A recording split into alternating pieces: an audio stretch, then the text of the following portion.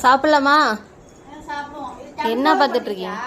Double cover தான். ஏன் bubble wrap இன்னமே தான் ஒட்டணும். டபுள் கவர் போட்டு அதுக்கு மேலே தான் ஒட்டுவேன். என்ன பார்க்குறீங்க?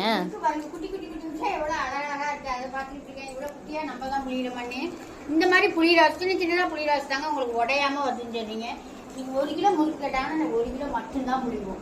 1 கிலோ சீப்பு முறுக்கு கேட்டாங்க 1 கிலோ சீப்பு முறுக்கு மட்டும்தான் செய்வோம். அன்னன்னைக்கு செஞ்சு ஒரு 12 மணி வரையும் வர்ற ஆர்டர் எடுத்து அதுக்குள்ளேயே செஞ்சு அன்னன்னைக்கு போட்டுருவாங்க.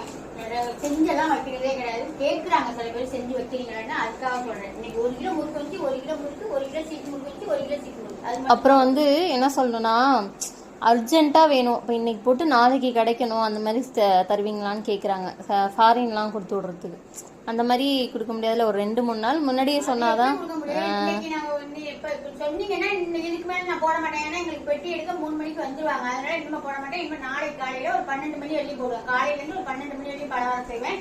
அதை நாங்கள் நாளைக்கு போட்டோம்னா மத்தியானம் உங்க கைக்கு கண்டிப்பா கிடைச்சிடும். அப்படி இல்லைன்னா ஒரு நாள் டிலே ஆகும். அவ்வளவுதான். 3 நாளுக்குள்ள உங்க கைக்கு கிடைச்சிடும்.